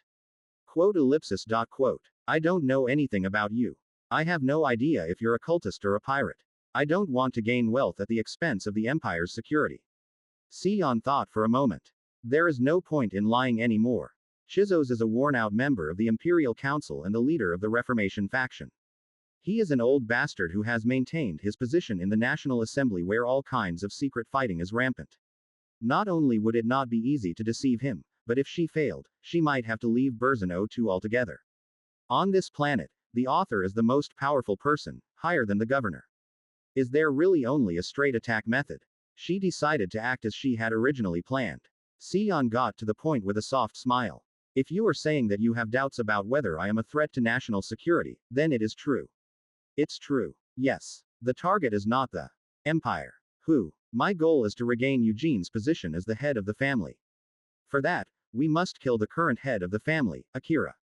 Alshas didn't seem to know that something like this would come up. My eyes were wandering here and there. Unlike her, Kisos smiled slightly, as if he found Seon's words quite interesting. As far as I know, Eugene's matriarch is the Emperor of Megacorp, which means he also holds the position of CEO. You're right. I understand that the Garmelda family, with whom I mainly deal, has a friendly relationship with the CEO. Is that correct? Yes. But do you think I would invest in someone who would harm the CEO here? Aren't you negative about Akira's rule? Kisos narrowed his eyes after hearing those words. Akira Eugene is not hostile to the Empire, but refuses any further relationship. It contrasts with the thoughts of Kisos, who wants an order in which the great powers unite around the Empire. Quote ellipsis dot quote. It would be a different story if someone who aligned with the Empire's position and interests took over as CEO instead of Akira. In fact, I understand that a lot of investment has already been made in relation to it. As Seon said, Kisos was investing heavily in electing Megacorp CEO. Provide kidney equipment obtained from Carmelda to TNC, Akira's strong competitor, etc. However, this was all done in extreme secrecy. Even within the innovative faction, there are very few people who know about it, but this story came from the mouth of a complete stranger. Are you saying that you can serve the interests of the Empire? To be precise, we plan to ensure that a person with the Empire's interests in mind becomes the CEO. For example, TNC. Quote ellipsis dot quote. After Seon's words ended, the living room fell into silence. Kisos glared at her for a moment, then a smile appeared on his lips. You're an interesting person. Someone who is worth investing. I hope we can continue to work together in the future. Please take care of me. Alshas, where on earth did you find such a person? Sorry. I'm sorry. Thanks to you, I met Seon Eugene, so I am grateful. With those words, Kisos stood up. Weapons and ships will be provided as needed. Oh, and one more thing. Quote. I'd like to introduce you to people I know, so that we can continue to receive investment. Seon was surprised by the unexpected kindness. Just being able to trade weapons was enough of an achievement, but I had no idea that I would be able to clear the regular route. There is a party scheduled to be held at this mansion in 4 days. Come there. We'll talk about the details later. Thank you, Mr. Kisos. See you again. After greeting Kisos, Seon left the reception room first.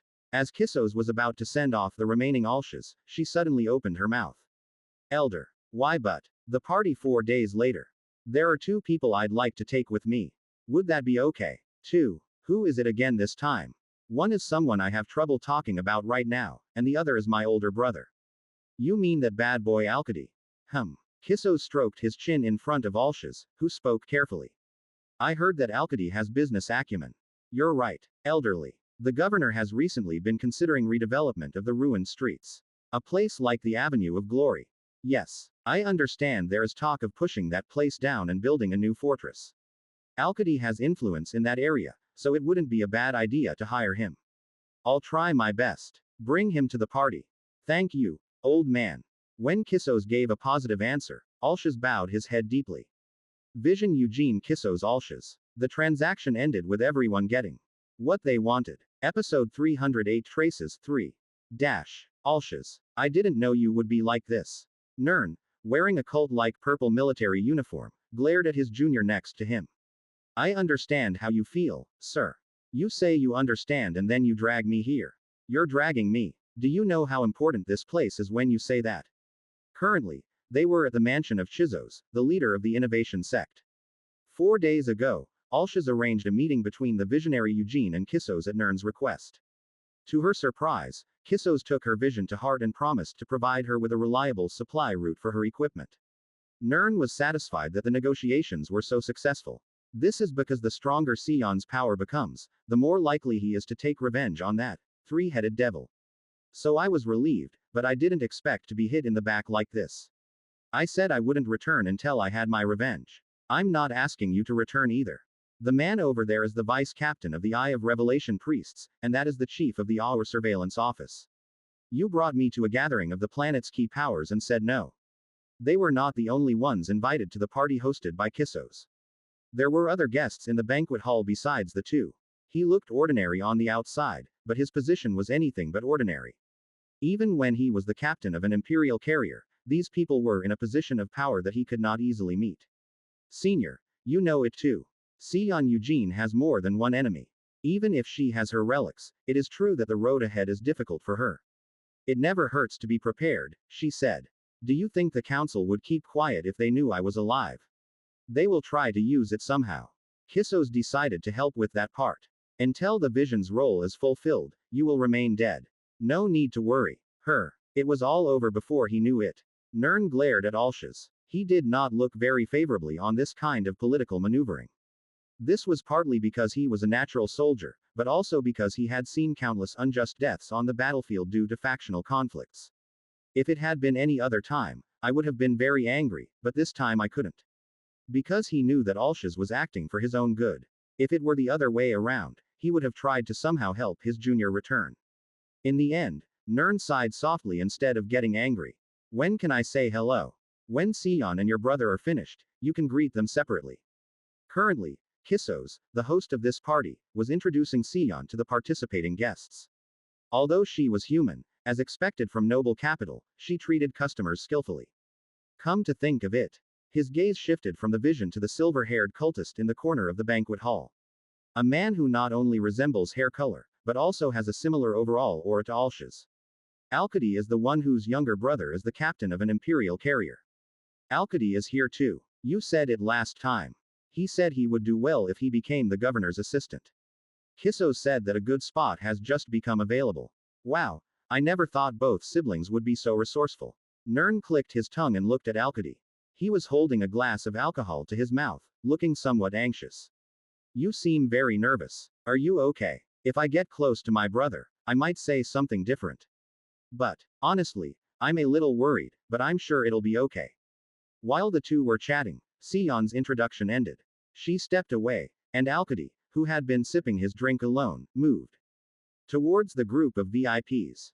Although he has a bad reputation due to his bad tastes, it is true that he is a businessman with excellent skills.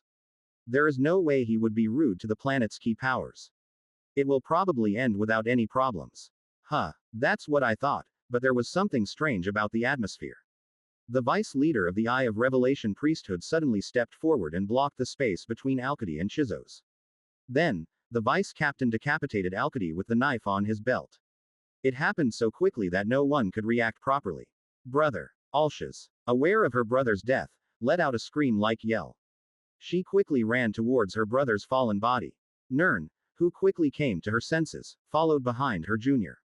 Why? Vice Captain. Single quote. Vice Captain, what is this? Chizoz's cold voice penetrated Nern's ears. At a banquet he hosted, his voice was extremely cold because the person he had invited had died. If the person who committed the stabbing attack had been someone else, he would have been dragged away already. The reason he didn't do so was because the person who drew the sword was the vice leader of the Eye of Revelation priesthood.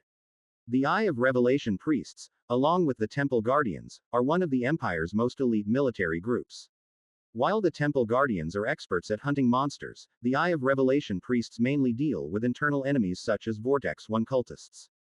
Due to the nature of their work, they require strong military and mental strength. There is no way the vice leader of such an organization would act like that for no reason. And the reason for the vice captain's sudden action was soon revealed. What is that? Oh, brother. Everyone's eyes were focused not on the vice captain but on Alkidi's body. Instead of blood, something else was flowing from the neatly cut cross-section of the neck. Snake. Something with a black, elongated body started writhing, but soon stopped moving. The vice captain, who was watching the monster, opened his mouth. It is believed to be an outspacer parasite variant. The banquet hall froze at those words. As you can see, Burzin 02 is a desert-type planet. No matter where you go, all you see is sand, and with the two suns rising alternately day and night, the temperature is very high. However, if you look at the names of big cities in Burzin 02, many of them are related to water. This is closely related to the fact that these cities were built on areas with large amounts of underground water. Even if the cult had interstellar travel technology, transporting water from another planet would be a very cumbersome task. This is because as the planet develops, transportation costs gradually increase. Of course, it is not impossible for an empire that operates hundreds or thousands of space fortresses to transport water. There's no reason to waste the planet's water resources and do something like that. Anyway, Water Fortress is also one of the cities built on water and sand. Unlike the above-ground biodome, the underground area has extensive waterway lines and groundwater management facilities. Water is an important resource on a desert-type planet, so defenses are as thorough as those on the ground. Starting with fortress guns that can only be seen in space fortresses, all kinds of detection equipment, and an incredible number of cults are deployed in the management facility. Even in the game, if you wanted to infiltrate the water fortress, it was easier to go through the above-ground route than underground. I have only succeeded in sneaking underground once. However, the situation and conditions are different now. For me, the best stealth mode is Clever Underdog. And it also possesses a number of means to avoid the gaze of its enemies. If it were like a game, I would have avoided it, but here it is more advantageous to use the underground route. So I prepared to infiltrate the underground route of the water fortress during the Clever Underdog's cooldown. Digging the tunnel leading to the fortress. After becoming an adult, their bodies become unsuitable for moving underground, but that doesn't mean they can't dig. Moreover, the time given to me was 30 days. During the generous amount of time I was given, I dug into the ground every day. During the day, we taught the children how to use their newly acquired abilities, and at night, we built underground paths. As a result of spending so much time faithfully, the tunnel I created has become closer to the management facility beneath the water fortress. While getting here, there was no response from the city. Even though the management facility's detection system would have detected the vibrations I created long ago. There is a reason. ? I didn't know you could avoid surveillance in this way. Heavenly Mother, who was riding on my back, shook her head. Even in the darkness of the underground, her eyes were staring straight at the creature in front of her. Now, there are other creatures besides me and her on the passage I created. In front of me, of course, is a red snake with a body as large as the ice horror I encountered before. The identity of that creature is an adult red worm. Imitating red worm. The perception of adult red worms, which are slightly less powerful than apex creatures, varies greatly depending on the species. In Megacorp, the monster that imitates voices and eats its victims is viewed only as an object of hunting. On the other hand, the cultists do not want to kill red worm. This is because red worms play an important role in the ecosystem of desert-type planets. To be exact, they are not red worms, but creatures that coexist with red worms. The body of this carnivorous earthworm, which is so large that it fills the width of a tunnel, has insects the size of children all over it. These bugs, called water beetles, help maintain the planet's environment by emitting clean water and substances that enrich the soil. Water beetles feed only on the dead skin cells of adult red worms. As red worms decrease, water beetles also decrease and the planet's ecosystem deteriorates. From the perspective of a cult living on a desert-type planet, they naturally have no choice but to protect the adult red worm. Zuzu, not bad, right? So that's why the players didn't know. My adult size is similar to that of a young red worm that has not yet completed its growth. The management facility's detection system will recognize my presence as a new red worm coming from outside. As long as I don't mess with the underground water pipe or equipment here, there is little chance that they will come to catch me. Heavenly Mother also found out about this and laughed. Anyway, I'm afraid someone might think it's Morph Park, so look at his head. Zuzuzuzuzuzuzuzuzuzuzu, if you don't do this, you won't be able to get up to 5th place. Question mark. You did well. She was on my back, scratching her beak with her hand. The moment her hand touched her beak, the waves surrounding her body shook. I even prepared a reinforced suit just in case, but I don't think it's really necessary for something like this. Currently, she is wearing advanced reinforced clothing. This is an advanced reinforced suit stolen from an attacker sent by Alkady last time, modified to suit her physical conditions. By strengthening the existing hiding function, a weak stealth effect was added on top of the optical camouflage effect. And while I was entrusted with improving the equipment, I searched for a route that would allow me to safely enter the water fortress. Unlike me, I was free to engage in external activities, so there were a lot more places I went to.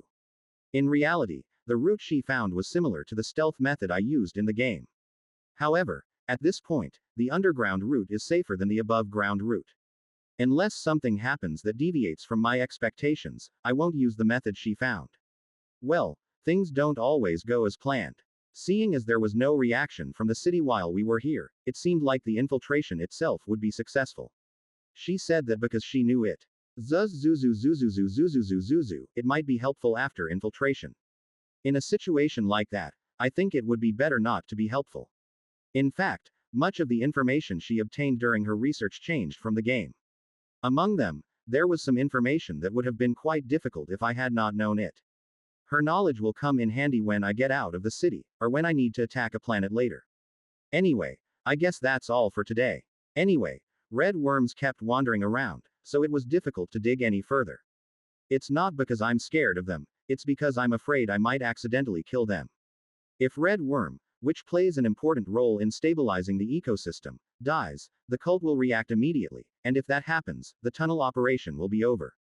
Just as we were about to stop digging the tunnel and return to the hover bus center, a short but powerful signal flew into my head.